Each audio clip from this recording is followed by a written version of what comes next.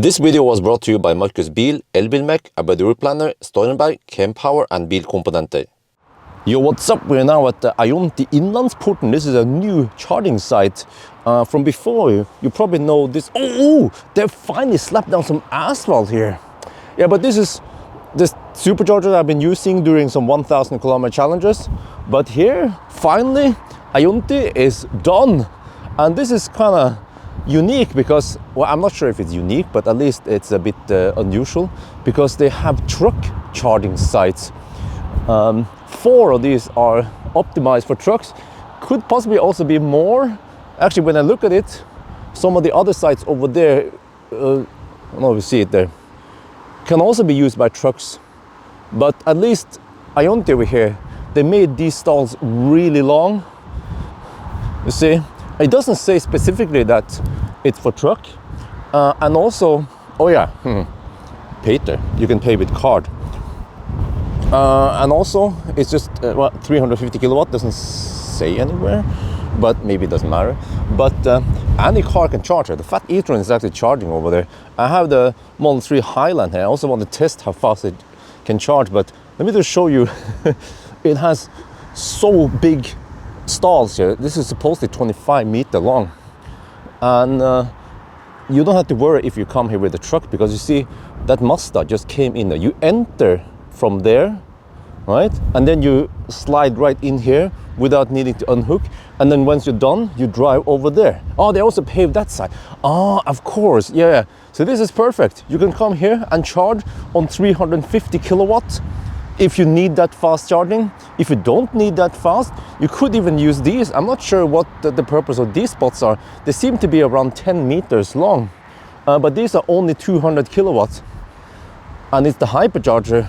But you know, depending on the truck or whatever you have, or a trailer. Wait, what happened there?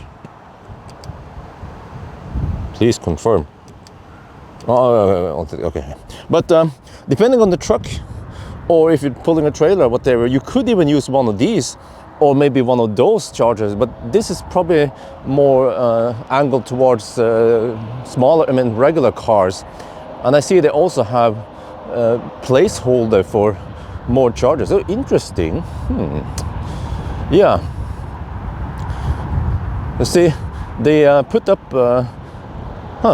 They don't have that foundation like you see in Ionity doll. You know, there's like a foundation thing, and man, that edge on the whatever you call it, that foundation thing, it's super scary. I once hit the rim on that edge, and I saw lots of cars that hit it. And now at least it should be harder to hit the big piece of rock, right? But you can bet someone is gonna hit it anyway. But yeah, they have placeholder to put more chargers here eventually once they need to expand. But yeah, I'm gonna test now the Highland. I just want to see it because recently I went on a trip to Lillehammer again with the Xpeng G6. And just getting here, it's so windy. And I remember in the G6, I plugged it in at around 60% battery. I did not preheat beforehand. Same here, I haven't preheated. This is ScanMyTesla. I'm only at 28 degrees Celsius. I think ideally it wants to be at almost 50 degrees Celsius to get the maximum speed. But even the maximum temperature, even with the optimum temperature at 64%, the Tesla doesn't charge that fast. So how slow does it charge now? Because the Xpeng G6 received 180 kilowatt at around 60% without any preheating. So let's test now. Wait, it is charging, but it has this nerve screen. You can't see more detail. Unlike before. Well, actually, you know, this is not tritium, it's ABB. It kind of looks like a tritium charger, but you can see here. Where's the info plate? There. You see that they start using ABB chargers. Well, it's been like this for a while now, but made in Italy. Are we charging at 60 kilowatt? No, because the battery is heating up. We are charging at 50 kilowatt. This is what actually goes into the battery. The other 10 kilowatt is actually battery heating. You see, battery inlet is rising. It tries to heat up the battery.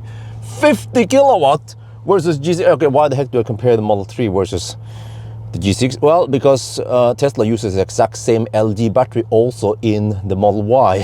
So I could have come here with the Model Y and I would get only 50 kilowatts. Whoa, versus the G6 with 180 kilowatts. It's game over.